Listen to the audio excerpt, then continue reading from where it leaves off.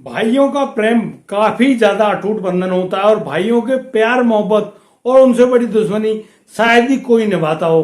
दोस्तों, आपके और हमारे समाज में भाइयों के बहुत ज्यादा ऐसे ऐसे उदाहरण हैं जिनको देखकर और जानकर आप भी भौंचक के रह जाएं कि भाइयों में इतना प्रेम और इतनी बड़ी दुश्मनी कैसे हो गई।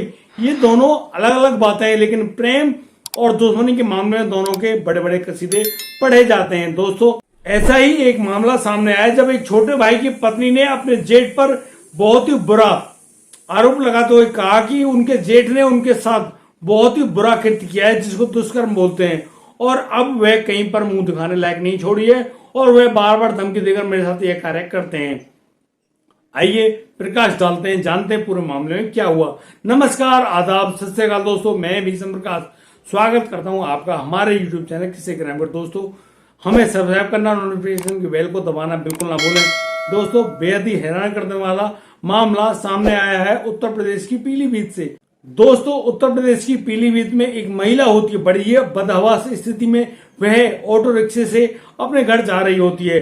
ऑटो रिक्शे वाले ने जब उससे पैसे मांगे तो वह कहती कि भैया आज मेरे पास कोई पैसा नहीं है, आप मुझे घर जाने दीजिए, मैं आपके आगे हाथ जोड़ती हूँ। ऑटो रिक्शा चालक ने उस महिला को बस उसकी स्थिति पर तरस खाते हुए बस जाने देता है। और दोस्तों, वह जाते ही अपने घर में जाकर रोने लगती है, बिलखने लगती है और पटक खाकर गिरने लगती है। यहाँ पर उस महिला के पिता उस अपनी बेटी को देखकर हैरान रह जाते हैं, परेशान हो जाते हैं कि आखिर इस बेटी को हुआ क्या है, यह लड़की क्यों परेशान है। वो उस लड़की को ढाढ़स बताते हुए कहते हैं और अपनी पत्नी को, उस लड़की की माँ को आवाज देते हुए बुलाते हैं और कहते हैं कि ये देखिए तुम्हारी बेटी रानी आई है, ये इसकी स्थिति बहुत भयंकर है, ये इसके शरीर पर ये देखिए कितने सारे निशान है, ये लड़की इसका चेहरा लाल हुआ पड़ा है, आइए जरूर देखिए इस लड़की के साथ आखिर हुआ क्या है, क्या मामला है और ये लड़की परेशान क्यों है। यहाँ पर रानी की स्थिति बेहद खतरनाक बनी हुई है। अब रानी अपनी इतनी ही देर में रानी की माँ वहां आ जाती है और रानी अपनी माँ से लिपट कर रो रही होती है, बिलख रही होती है, कह रही होती है कि माँ तुमने मुझे ऐसे घर में क्यों ब्याह दिया, उस घर में ब्याहने से पहले ही तुमने मुझे मार क्यों नहीं दिया, उस घर में मेरी कोई इज्जत नहीं है और मेरी इज्जत को लूटने के लिए वहां पर इतने वैसे और दरिंदे इंसान हैं जो कि रिश्ते में मेरे जेठ लगते हैं, मेरे देवर लगते हैं, वही लोग मेरे साथ इतना बुरा कृत्य करते हैं कि आप भी जानकर हैरान रह जाओगे। यहाँ पर वह रानी अपनी माँ को बता रही होती है कि किस प्रकार से उसके जेठ ने उसके साथ दुष्कर्म किया, और जब यह बात उसने अपने ससुर को, अपने देवर, अपनी सास को बताने की कोशिश करी तो यहाँ पर उसके देवर ने उस पर जबरन जानलेवा हमला किया और उसके बाद उसके साथ उसके देवर ने भी दुष्कर्म किया।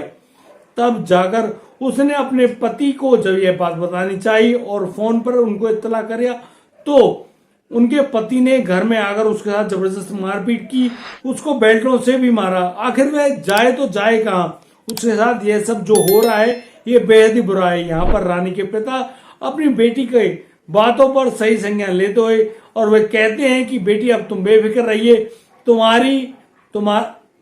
बेटी तुम्हारा पिता अभी जिंदा है, मरा नहीं है और तुम्हें न्याय वह अवश्य दिलाएगा और यह न्याय अब चाहे किसी भी कीमत पर क्यों ना हो, मैं तुम्हारे साथ खड़ा हूं।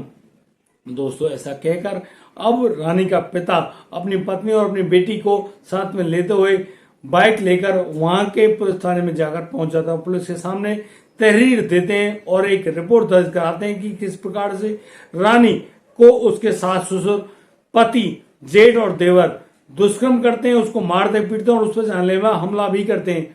यदि आपको यकीन ना आए तो इसके शरीर को देख लीजिए, यहाँ पर बहुत गहरे घाव भी हैं। दोस्तों, महिला पुलिसकर्मी की मदद से यहाँ रानी से जब बयान लिए जाते हैं तो रानी भी ये सभी बयान दर्ज करवाती है और अब इसी मामले में रानी के दी गई तहरीर के अनुसार मामला दर्ज कर लिया जाता है और रानी की ससुराल में जाने के लिए पुलिस अब रवाना होने लगती है। रानी को भी पुलिस अब अपनी गाड़ी में बिठा लेती है और रानी के साथ उसके पिता और माँ भी साथ में है। और दोस्तों, सभी लोग पुलिस की गाड़ी में सवार होकर अब पहुंच जाते हैं रानी के ससुराल। रानी के ससुराल जाकर अब जैसे ही रानी के ससुर वहां मिलते हैं तो रानी के पिता अपने समधी पर बहुत ज्यादा चिल्ला तो कहते हैं कि तुम्हें शर्म नहीं आई, तुमने अपनी बेटी के साथ ही इतना बुरा कृत्य कराया, अरे ये आपकी बेटी की बहू ही नहीं, ये आपकी रिश्ते में बेटी भी लगती है। और आप लोगों को बिल्कुल भी शर्म नहीं आई। बुलाइए अपने बेटे को, बुलाइए अपने बड़े बेटे और छोटे बेटे, अपनी पत्नी को। मैं भी जानना चाहता हूं आखिर मेरी बेटी का क्या दोष है और किस दोष की वजह से आप लोगों ने मेरी बेटी के साथ इतना बुरा अत्याचार किया। दोस्तों, यहाँ पुलिस के आदेश के अनुसार अब उस रानी के पति, उसके जेठ और देवर को भी बुलाया जाता है और फिर घर में ही पुलिस अब पूछताछ कर रही होती है। दोस्तों, यहाँ पुलिस की गई पूछताछ के अनुसार कोई भी व्यक्ति सही तरीके से जवाब नहीं दे रहा होता है। दोस्तों, पुलिस अब सभी लोगों को गिरफ्तार करती है और गिरफ्तार करने के बाद पुलिस थाने ले जाते हैं और पुलिस थाने में लाकर सभी लोगों को हवालात के अंदर बंद कर दिया जाता है और एक एक आदमी से पूछताछ की जाती है। दोस्तों, यहाँ सभी लोगों के ऊपर लगाए गए सभी आरोपों को एक एक करके जब पूछा जाता है तो रानी ने जो भी आरोप लगाए हैं उन सभी आरोपों को वो सभी लोग स्वीकार कर लेते हैं। यानी कि रानी के जेठ ने रानी के साथ मारपीट की, दुष्कर्म की, इस आरोप को रानी का जेठ स्वीकार कर लेता है। दोस्तों, यहाँ पर रानी के देवर पे भी जब पूछताछ की जाती है तो वह भी अपनी भाभी के ऊपर किए गए दुष्कर्म और मारपीट के आरोपों को स्वीकार कर लेता है।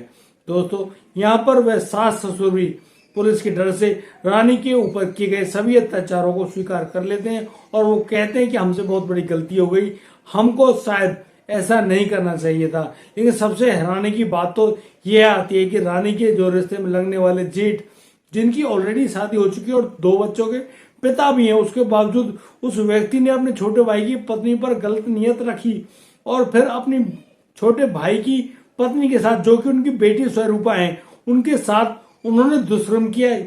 भाई, हद है तुम्हारी मानसिकता यार, तुम ऐसा क्या करते हो, कैसे करते हो? आपकी मानसिकता पर आपके परिवार के लोग कुछ भी नहीं कहते? ये तो बेहद ही हैरान कर देने वाला मामला है। दोस्तों, आपके दिमाग में उठ रहे गुस्से को मैं प्रणाम करता हूं। आप भी सोच रहे होंगे कि इन लोगों के बारे में क्या कहा जाए। इन लोगों के बारे में जो कुछ भी आप कहना चाहते हैं, आप वो सारी बर्दाश्त हमारे कमेंट बॉक्स में लिख सकते हैं, लेकिन कोई भी गलत शब्द का प्रयोग ना करें। और दोस्तों, यदि आपको हमारी वीडियो और दी गई जानकारी अच्छी लगी हो तो आप हमें लाइक करें, कमेंट करें, शेयर करें और हाँ, सब्सक्राइब करना बिल्कुल ना भूलें।